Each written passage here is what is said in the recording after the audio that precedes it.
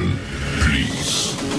The show starts in 10, 9, 8, 7, 6, 5,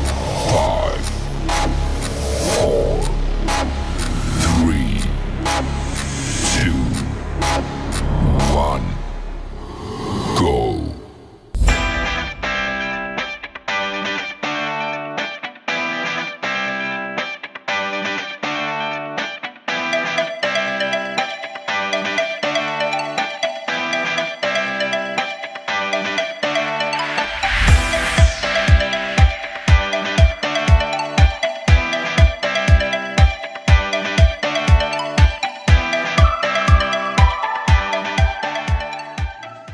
Hola doctora y compañeros, espero estén teniendo un excelente día. El día de hoy estaremos hablando acerca del capítulo 30, lo cual respecta al tema de la regulación renal del potasio, el calcio, el fosfato y el magnesio. Integración de los mecanismos renales para el control del volumen sanguíneo y el volumen de líquido extracelular. Iniciemos hablando acerca de la regulación de la concentración y de la excreción de potasio en el líquido extracelular. La concentración de potasio en el líquido extracelular está regulada principalmente entre unos 4,2 miliequivalentes por litro. Raramente aumenta o disminuye en más o menos 0,3 miliequivalentes por litro. Además, podemos mencionar de que esta regulación precisa es importante, ya que muchas de las funciones celulares que nosotros conocemos son sensibles a esta variación de la concentración de potasio. También es importante decir de que algunas alteraciones, cuando aumenta de 3 a 4 miliequivalentes por litro, por ejemplo, puede padecer la persona desde algunas arritmias cardíacas, y cuando aumenta arriba de este nivel, pues llega a padecer también sobre un paro cardíaco o una fibrilación. También podemos mencionar de que existe una desventaja en la regulación de potasio. ¿Cuál es esta desventaja? Es porque el 98 o más del 98% del potasio está dentro de la célula, en tanto que solo el 2% está en el líquido extracelular. Podemos mencionar además de que tan solo en una comida se pueden obtener 50 miliequivalentes de potasio, lo cual la digestión de potasio está entre 50 a 200 miliequivalentes al día. Es importante ver nosotros la tabla o la imagen que está al lado izquierdo, en donde vemos de que la concentración de potasio es mucho mayor dentro de la célula que en el líquido extracelular, así como la digestión de potasio está aproximadamente en una media de 100 miliequivalentes al día. La excreción se da por medio de dos vías, por medio de la orina o por medio de las heces. De importancia es recalcar también de que cuando se ingiere el potasio, podemos decir de que debe eliminarse rápidamente, ya que si no puede ocurrir una hiperpotasemia, o sea, un aumento de la concentración plasmática del potasio. Cuando disminuye del nivel normal, también se puede presentar una hipopotasemia, lo cual hace referencia a una disminución de la concentración plasmática de potasio. Ahora hablemos acerca de la regulación de la distribución del potasio en la célula. Con tan solo una comida podemos ingerir grandes cantidades de potasio, lo cual esto causa niveles mortales de potasio dentro del líquido extracelular. ¿Qué es lo que se hace? La célula lo lleva dentro de ella y así es como se regula. Afortunadamente, la mayor parte del potasio que se ingiere pues pasa dentro de la célula y el exceso o la mayor parte lo eliminan los riñones. También es importante decir de que algunos factores que contribuyen a las variaciones tanto en el medio intracelular como en el medio extracelular para las concentraciones de potasio está la insulina, la aldosterona, los estimulantes beta-adrenérgicos y la alcalosis, los cuales vamos a ver rápidamente a continuación. Pero es importante recalcar que estas variables benefician a que haya muy poca cantidad de potasio en el líquido extracelular y haya mucha cantidad de potasio dentro de la célula. Cuando hay alteraciones, pues es el contrario, va a haber mucha cantidad de potasio en el líquido extracelular y poca cantidad de potasio dentro de la célula, lo cual son variantes con las primeras variables. La insulina pues ayuda a captar el potasio por la célula. La insulina aumenta la captación de potasio después de una comida. La aldosterona también se involucra cuando se ingieren grandes cantidades de potasio, lo cual esto nos guía a que se expulse y que se secrete grandes cantidades de aldosterona para poder captar la mayor parte del potasio. Así también se pueden asociar algunas enfermedades relacionadas con la aldosterona, como por ejemplo el aumento de la concentración de aldosterona pues lleva a un síndrome denominado síndrome de Cohn, que se asocia a una hipopotasemia, y el exceso de la producción, pues la deficiencia también que está involucrada, pues se da con lo que se conoce como enfermedad de Addison, lo cual esta está asociada con una hiperpotasemia. Ahora hablemos acerca de los estimulantes beta-adrenérgicos. Las catecolaminas, principalmente la insulina, pues es la encargada de movilizar desde el líquido extracelular hacia dentro de la célula al potasio. También por medio de unos receptores beta-2 adrenérgicos. Al contrario, cuando se utilizan algunos beta bloqueantes en pacientes hipertensos, como por ejemplo el medicamento propanolol, este lo que hace es de que saca el potasio que está dentro de la célula hacia el líquido extracelular. Hablando de las alteraciones ácido-básicas, pueden alterar la distribución del potasio. La acidosis metabólica pues lo que hace es aumentar la concentración de potasio en el líquido extracelular. En cambio, la alcalosis metabólica se encarga de disminuir la concentración de potasio en el líquido extracelular, como se ve en la imagen de mi izquierda. También podemos mencionar que la lisis celular está involucrada en estos procesos. Cuando una célula se rompe, pues libera cantidades grandes de potasio hacia el líquido extracelular. Hablemos de la visión general de la expresión del potasio. La expresión del potasio tiene en suma tres procesos, los cuales son: 1. La filtración de potasio o la filtración glomerular, que está multiplicada por la concentración plasmática del potasio. 2. Podemos ver también aquí la reabsorción tubular. Y 3. La secreción tubular. Aproximadamente al día podemos filtrar una filtración normal, podemos decir que es de 756 miliequivalentes. ¿Cómo se saca esto? Multiplicando el FG por la concentración plasmática del potasio. El FG equivale a unos 180 litros por 4,2 miliequivalentes por litro de la concentración plasmática del potasio. Y nota esta cantidad, que es la filtración glomerular que se hace pues a diario en promedio. Así como se ve en la imagen. Bueno, tenemos esta cantidad. Entra a filtrarse, ya todo esto filtrado, hay una reabsorción en el túbulo proximal. Esto se da aproximadamente en un 65%.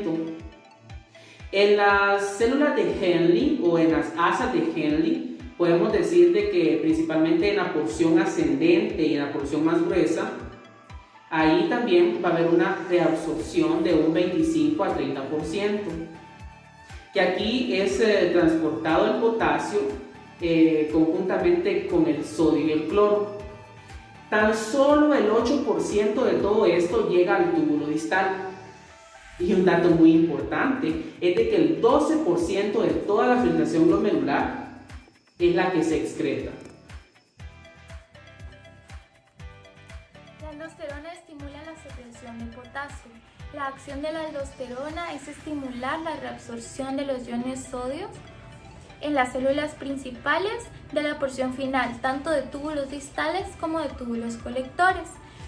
Su mediador es la bomba ATPasa sodio-potasio que transporta el sodio fuera de las células por medio de la membrana vasolateral y la lleva hacia el líquido renal. Un segundo efecto de la aldosterona es aumentar la cantidad de canales de sodio, asimismo aumentando su permeabilidad. Y lo que podemos observar en la gráfica es que la aldosterona tiene un poderoso efecto potenciador, en este caso, de la excreción urinaria de potasio. El aumento de la concentración extracelular de iones potasio estimula la secreción de aldosterona. Esto puede ser explicado por medio de un mecanismo de retroalimentación que ocurre en 4 bloques. Primero, tenemos una concentración de iones potasio alta, lo que va a hacer que la secreción de aldosterona aumente en la sangre.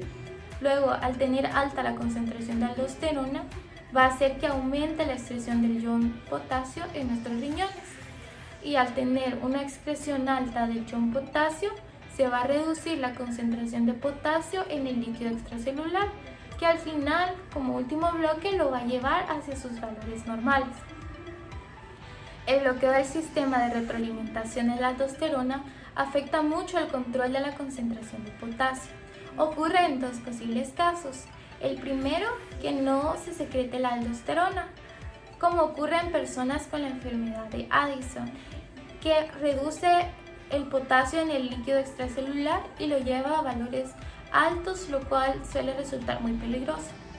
Y un segundo caso es que hay una secreción excesiva de aldosterona, como ocurre en el aldosteronismo primario, en el cual aumenta mucho el potasio, por lo tanto da lugar a una pérdida renal de potasio y por lo tanto a una hipopotasemia. El aumento del flujo tubular distal estimula la secreción de potasio. Lo que podemos observar en la gráfica es que una alta ingestión de potasio en nuestras dietas va a potenciar enormemente el efecto del aumento del flujo tubular, lo cual va a hacer que haya una mayor secreción de potasio. Por el contrario, que nuestra dieta fuera media o baja, se secretaría poco potasio. Y lo que nos indica la barra sombreada es el flujo tubular aproximado que sería normal en cualquier estado fisiológico. Todo esto es muy importante para ayudar a conservar la excreción normal de potasio durante su ingesta y los cambios que ocurran en la misma. Hay efectos beneficiosos de tener una dieta rica en potasio y baja en sodio. En la historia humana, por mucho tiempo se ha tenido una dieta alta en potasio y una en sodio, que es la dieta ideal. Las personas que consumen o practican esta dieta en su vida diaria tienen menos enfermedades relacionadas con su edad o con enfermedades cardiovasculares. En países industrializados ocurre lo contrario. La mayoría de personas tiene un consumo de potasio solamente de 30 a 70 milimoles al día, y en cambio el sodio siendo elevado de 140 a 180 milimoles al día.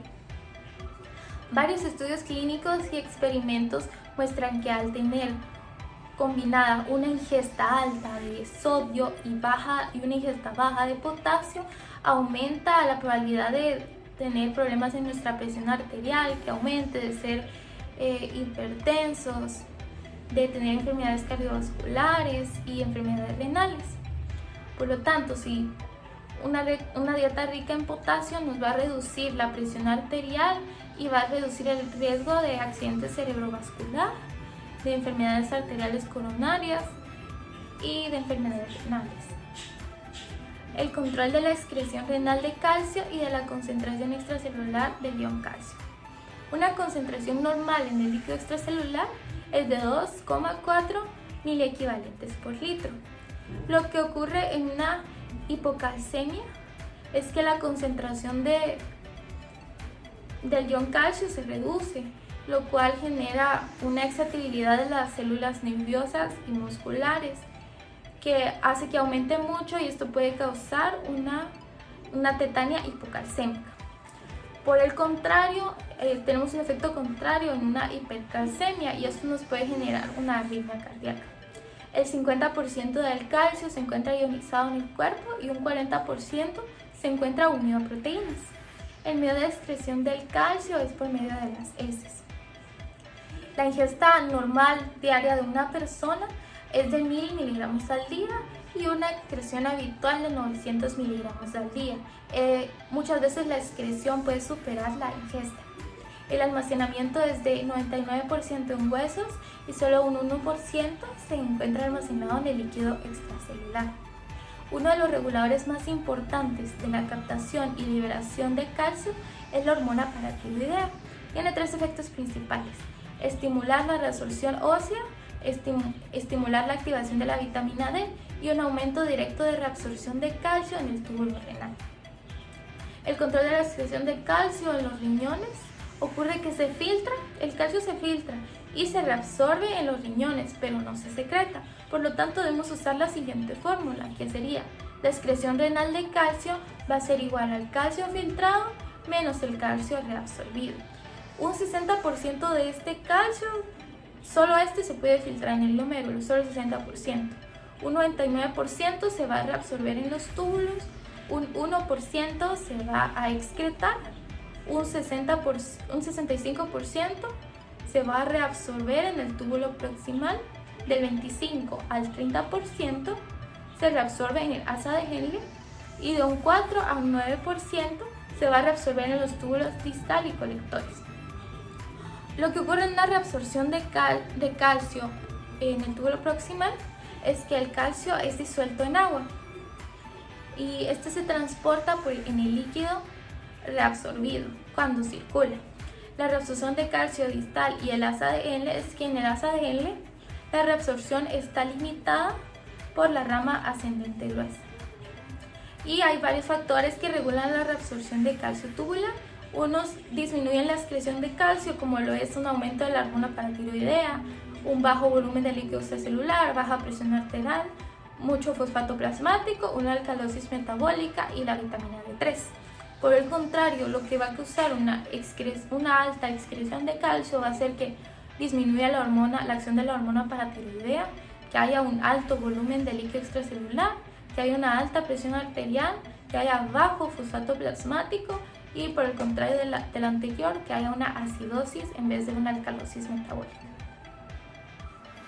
Buenas tardes, doctora y compañeros. Regulación de la excreción renal de fosfato. La excreción de fosfato está controlada sobre todo por un mecanismo de exceso de flujo. Los túbulos renales tienen un transporte máximo normal para reabsorber el fosfato de 0.1 milimoles por minuto. Pero ¿qué pasa cuando hay menos de esta cantidad en el flujo glomerular? Lo que pasa es de que casi todo el fosfato filtrado se reabsorbe. Pero ¿qué pasa cuando hay más de esa cantidad en el flujo glomerular? El exceso se secreta y el fosfato comienza normalmente a precipitarse en la orina. ¿Y cómo está mediada el control de la reabsorción? Bueno, esto se da principalmente por 3 lugares, que el número 1 sería por el túbulo proximal, que este reabsorbe el 75% al 80% del fosfato filtrado. El número 2 sería el túbulo distal, que reabsorbe el 10%, y los conductos tubulares, que reabsorben el otro por ciento. La función de la hormona paratiroidea en la regulación de la concentración de fosfato. Esta ejerce 2 efectos en el control del fosfato. en la regulación. Número 1, favorece la resorción ósea, lo que vierte grandes cantidades de iones fosfato al líquido extracelular procedente de las sales óseas. Y número 2, reduce el transporte máximo del fosfato en los túbulos renales, de manera que se pierde una mayor cantidad. Control de la excreción renal de magnesio y de la concentración extracelular del magnesio. Para comenzar, debemos saber dónde se almacena el magnesio. Bueno, principalmente más de la mitad se almacena en los huesos, el menos del 1% se almacena en el líquido extracelular y el resto se almacena dentro de las células. La ingestión diaria normal de magnesio que una persona debe tener diariamente sería de 250 a 300 miligramos, pero solo la mitad se reabsorbe en el aparato digestivo, que sería 125 a 150 miligramos por día. Y los riñones son los encargados también de reabsorber del 10 al 15% del magnesio. Integración de los mecanismos renales del control del líquido extracelular. El volumen del líquido extracelular está determinado sobre todo por el equilibrio de la ingestión y la salida de agua y sal. En muchos casos, la ingestión de agua y sal está mediada por los hábitos o por la dieta que las personas tienen y no por mecanismos de control fisiológicos. En esta hay trastornos de función renal no muy graves y trastornos renales graves. Dentro del trastorno renal no muy grave, el equilibrio se puede alcanzar mediante ajustes mínimos en el volumen del líquido extracelular. Y en las alteraciones renales graves, aquí ya comienzan ajustes sistémicos, alteraciones en el sistema nervioso simpático y cambios en la presión sanguínea. Mantenimiento del equilibrio corporal de sodio y del equilibrio. Uno de los mecanismos básicos y poderosos para mantener el equilibrio del sodio y el líquido, y funciona esto para controlar el volumen sanguíneo y el volumen del líquido extracelular. Bueno, esto se da por medio de la natriuresis por presión y la diuresis por presión. ¿Qué pasa aquí? En la natriuresis por presión hay un aumento de la excreción de sodio que se produce cuando se eleva la presión arterial, y en la diuresis por presión el efecto del aumento de la presión hace que haya una excreción de la orina.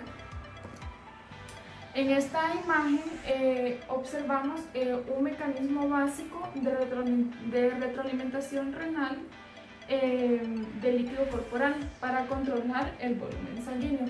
Pero ¿cómo funciona este mecanismo?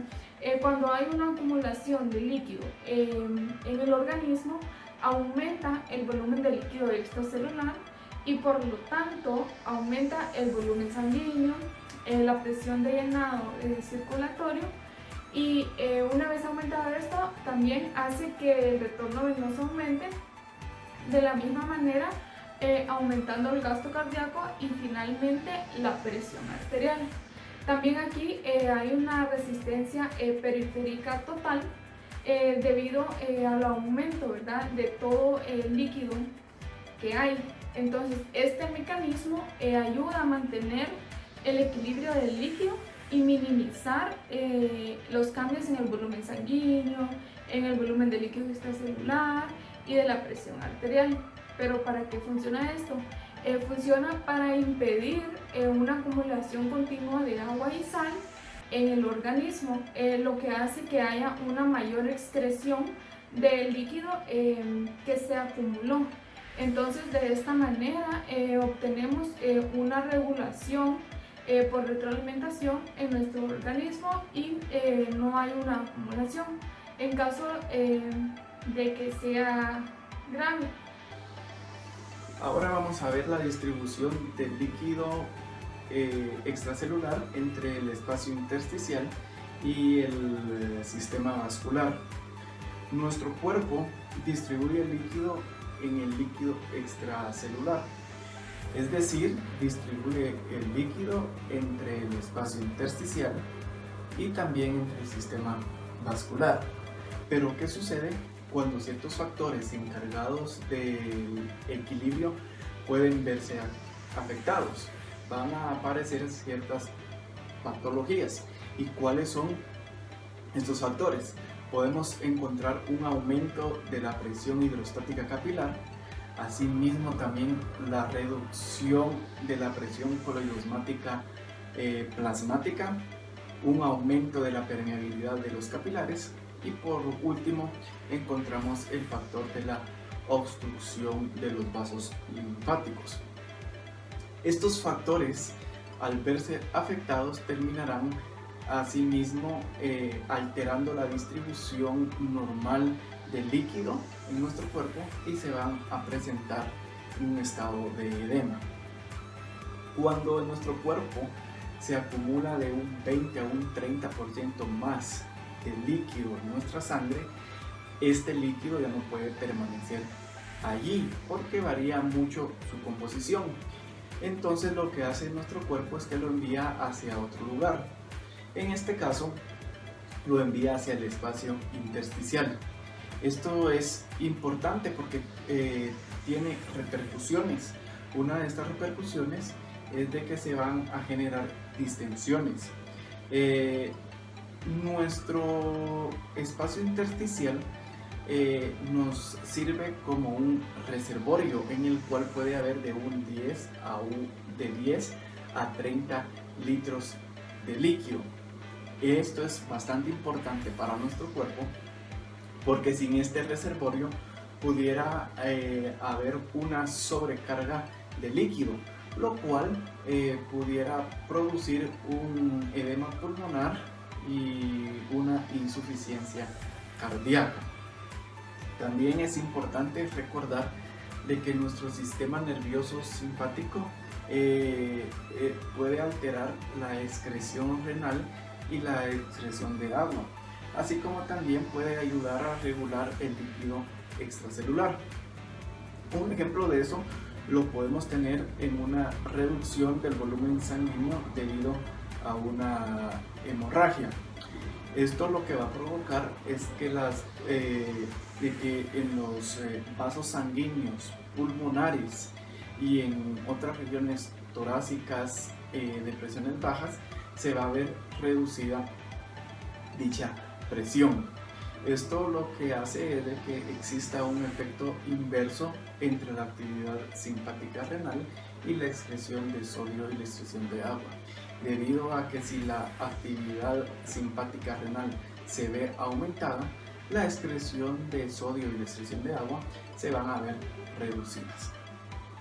Una hormona muy importante para todo este mecanismo es la angiotensina 2, y esta es uno de los controladores más poderosos de la excreción de sodio. Cuando la ingestión de sodio en nuestro cuerpo es mayor, entonces la secreción de renina va a verse reducida, lo que va a provocar una menor formación de angiotensina 2. En las gráficas podemos ver tres tipos de curvas. La primera curva se presenta cuando el control de la natriuresis por la angiotensina es funcional. Entonces vamos a ver la curva negra, vamos a ver una curva escarpada. Esto quiere decir de que esta curva está en estado normal. Caso contrario, en la otra, cuando la secreción o la concentración, mejor dicho, de la angiotensina 2 es muy alta, nosotros vamos a ver aquí que la curva no es tan escarpada como la curva negra. Esto lo podemos encontrar en algún paciente hipertenso en el cual la capacidad de reducir la secreción de renina es menor. Podemos encontrar también la curva cuando bloqueamos la angiotensina. Y la angiotensina la podemos bloquear con algún inhibidor o con algún antagonista del receptor de la angiotensina 2. Podemos ver entonces aquí que la curva es reducida a presiones inferiores. Y esto nos quiere decir de que entonces aquí nuestros riñones tienen una mayor capacidad de excreción debido a que a presiones inferiores estos van a ser capaces de excretar una mayor cantidad de sodio y de agua. Gracias. Buen día, mi nombre es Andrea Reyes y para continuar hablaremos sobre la función de la aldosterona en el control de la excreción renal. La aldosterona aumenta la reabsorción de sodio, en especial en los túbulos colectores corticales. La mayor reabsorción de sodio se acompaña de una mayor reabsorción de agua y una secreción de potasio. Cuando la ingestión de sodio disminuye, esto causa una mayor concentración de angiotensina 2 y esto va a estimular la secreción de la aldosterona. Y esto va a contribuir a la reducción de la excreción urinaria de sodio y al mantenimiento de equilibrio de sodio. El efecto neto de la aldosterona es hacer que los riñones retengan sodio y agua y la excreción de potasio en la orina. La función de las hormonas antidiuréticas en el control de la excreción renal de agua. La hormona antidiurética permite que los riñones formen pequeños volúmenes de sal y eso es importante durante la privación de agua, que aumenta con fuerza las concentraciones plasmáticas de la hormona antidiurética, que a su vez va a incrementar la reabsorción renal de agua y ayudan a minimizar la reducción del volumen líquido extracelular y la presión arterial. La función del péptido natriurético auricular en el control de la excreción renal. El péptido natriurético auricular es liberado por las fibras musculares auriculares cardíacas que se estimulan por el estiramiento de las aurículas, que puede provocar un exceso de volumen. Cuando es liberado el péptido natriurético auricular, entra a la circulación y va a actuar sobre los riñones y esto va a incrementar el filtrado glomerular y va a causar reducciones en la reabsorción de sodio y en los conductos colectores. Estas acciones combinadas del péptido natriurético auricular va a aumentar la excreción de sal y de agua. Entonces esto va a ayudar a compensar el exceso de volumen sanguíneo. La producción excesiva o falta completa de este péptido no va a provocar ningún cambio importante, ya que el efecto se puede superar por un pequeño cambio en la presión arterial. La ingestión elevada de sodio suprime los sistemas antinatriuréticos y activa los sistemas natriuréticos. A medida que aumenta la ingestión de sodio, la pérdida va ligeramente por detrás de su ingestión. El tiempo de retraso va a dar lugar a un pequeño aumento del equilibrio acumulado de sodio, lo que va a provocar un ligero incremento del volumen de líquido extracelular. ¿Y esto qué va a desencadenar? Esto va a desencadenar varios mecanismos para aumentar la excreción de sodio, y son 4 mecanismos. La activación de los reflejos de los receptores de presión baja, el estímulo de los sistemas natriuréticos, la supresión de la formación de angiotensina y los pequeños incrementos de la presión arterial. Ahorita hablaremos sobre los trastornos que dan lugar a aumentos grandes del volumen sanguíneo y del volumen del líquido extracelular. El aumento del volumen sanguíneo y del volumen extracelular es debido a cardiopatías. Entonces las personas que tienen insuficiencia cardíaca congestiva, el volumen sanguíneo va a aumentar un 15 a 20% y el volumen líquido extracelular va a aumentar de aproximadamente 200%. La insuficiencia cardíaca reduce el gasto cardíaco y en consecuencia también reduce la presión arterial. Este efecto activa múltiples sistemas absorbedores de sodio, como el sistema renina-angiotensina, la aldosterona y el nervioso simpático. Sabemos que cualquier trastorno que va a aumentar la capacidad vascular va a aumentar también el volumen sanguíneo para llenar esta capacidad extra. Un ejemplo de esto sería el embarazo, ya que hay una mayor capacidad en el útero, la placenta y otros órganos para poder aumentar de tamaño en la mujer, y también va a aumentar el volumen sanguíneo en un 15 a 25%. De forma similar, las personas que tienen grandes venas en las piernas pueden soportar hasta 1 litro extra de sangre. Ahorita también vamos a hablar sobre los trastornos que provocan un gran aumento del volumen de líquido extracelular, pero con un volumen sanguíneo normal. Normalmente estos trastornos inician con una pérdida de líquido y proteínas a intersticio, lo que reduce el volumen sanguíneo. Hablaremos sobre el síndrome nefrótico y la cirrosis hepática. El síndrome nefrótico es cuando hay una pérdida de proteínas plasmáticas en la orina y la retención de sodio. Cuando hay una menor concentración plasmática, la presión colisosmótica de plasma baja a cifras bajas, lo que va a provocar un edema y va a reducir el volumen del plasma. La cirrosis hepática es la reducción de la concentración plasmática de proteínas y se debe a la destrucción de los hepatocitos, lo que va a reducir la capacidad del hígado para poder sintetizar las suficientes proteínas plasmáticas.